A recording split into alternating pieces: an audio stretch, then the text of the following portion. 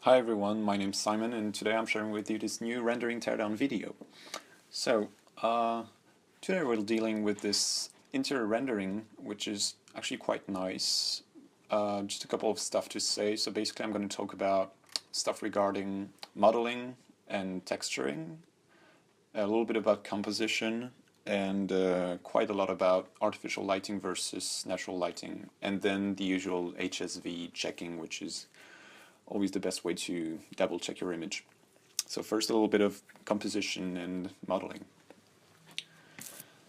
In terms of composition, the image is quite balanced, and I don't have much to say. Even the framing is good, and I quite like the foreground here, maybe a little bit too much of this foreground. The only thing I'm sort of concerned with is I think there's a little bit, like the lens used is a little bit too wide, and there's a kind of a distortion happening, which is kind of not a good thing. So I would double check that, and if you're using something a little bit too wide, I would suggest going, like, never go above 35 millimeters, something like that, because otherwise it doesn't feel like the human eye, and you never like take your landscape lens to take pictures of an interior. In terms of modeling, there's something like, I quite like the idea of having something really simple, because usually people tend to overpopulate, not populate, but overdo like simple details such as like plates and food and like all the kitchen props and stuff like that. I would definitely suggest not using it. Like this guy here, for instance, like you can put a coffee maker, but still you would have to put it in a place that makes sense, because here it's in the kitchen island, in the most usual place. I would put it like maybe just here if you really want to keep it. The fruit basket is the same. It doesn't really add anything to the story, so I would just ditch it. In terms of modeling as well, there's something a little bit weird, is that we do have like these windows here and there, and there are no reflection at all, which is something a little bit weird, because when you have like a backlit plate of glass and you're in sort of in the shadow here, you should have quite a bit of reflection. Not too much, but still it should be noticeable. So that's a little bit confusing, because then you don't know. Well, it's actually the case, but I'm not sure. But maybe, like, the way I see it, there's no glass, no glazing at all, which is a bit uncommon. The final thing, I guess, but it's just a matter of, it's the gap between all these floorboards is like extremely bright compared to the rest of the floors. So if it's how it's supposed to be, I guess it doesn't matter, but still I would suggest having it like having less contrast, because it does catch the eye, and it's like something you want to catch like the attention with. You want to like your viewer to focus on like more interesting details such as the lighting and stuff like that. Speaking of lighting, the next section is going to be about artificial lighting versus natural lighting.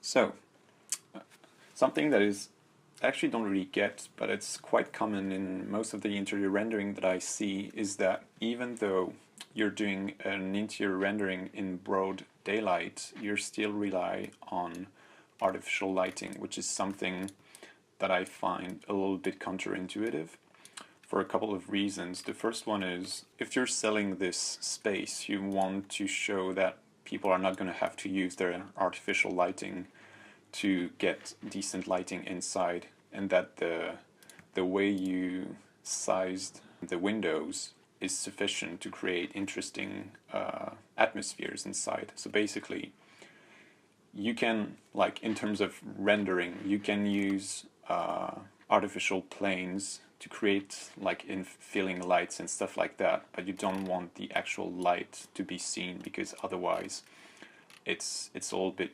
counterintuitive in terms of selling points.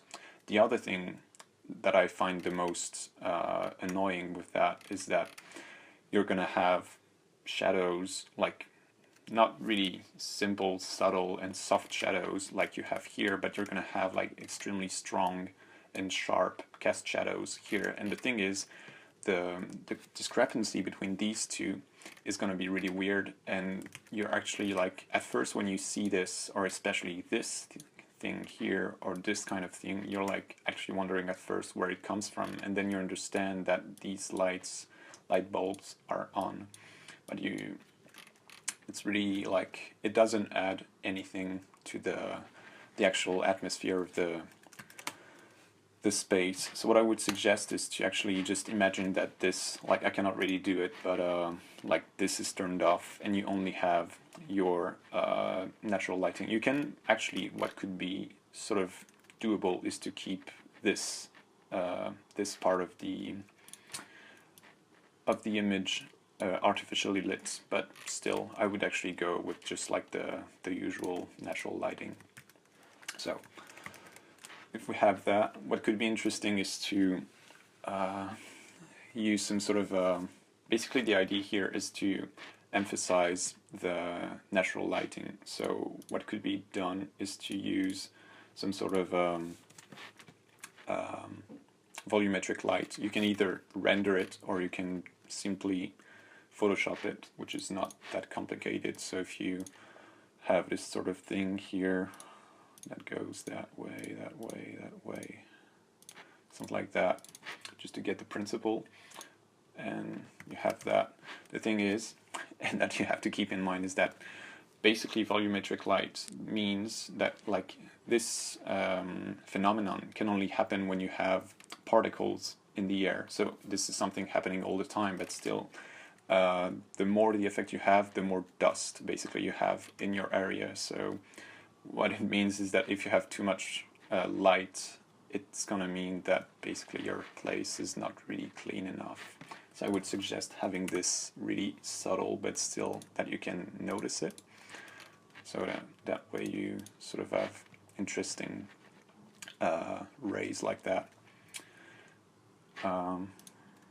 Really simple, but still it does make a difference.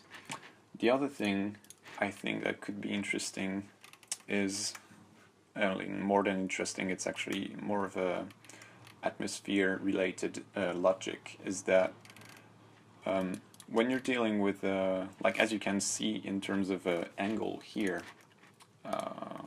you can see the angle is quite high. So basically that means your sun here is not really high in the sky. So the higher the sun is in the sky, the bluer or the more bluish your light is going to be. But if the sun is quite low, that means that your overall lighting is going to be a little bit more orange, which basically means you should have, like, you can do it with a photo filter, which is like the easiest way, and just add a little bit of orange in your image. It has to be extremely subtle, but it's just like you cannot have a super cold lighting, because natural lighting, because that's not how it is. And that was actually the other problem with the artificial lighting, is that it was white, whereas you cannot really have, like, especially when you're in a dinner area or in the kitchen, you might want to have like more warmth. So definitely you wouldn't want to have just like a pure white lighting. Anyway, as you can see, this makes quite a tremendous difference, and I think it's not the same atmosphere, but maybe it's just like this one is maybe a little bit too intense, but I think it's just a matter of re-rendering it. So I guess that's pretty much it. But the other thing that I can have a look at now is in terms of like the contrasts were okay, as you can see, but it was a little bit too bright before.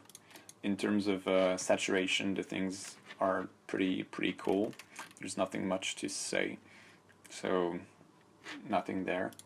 And it was just in terms of color that we do have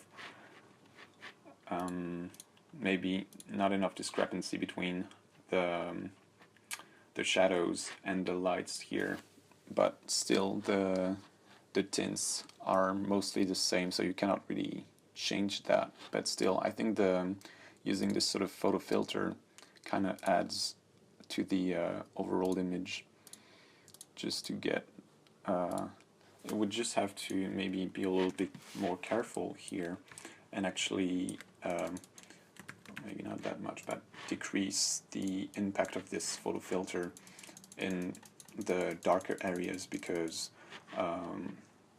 even though it's going to change the overall feel, it still has to, like, all your shadows are not going to be warm, because that's not how physics works. Anyway, I think that's pretty much it. So I hope you've learned some interesting tips and basic rules about interior renderings, and I'm looking forward to hearing back from you guys if you have any comments. And yeah, see you next time in the next rendering teardown video. Bye guys.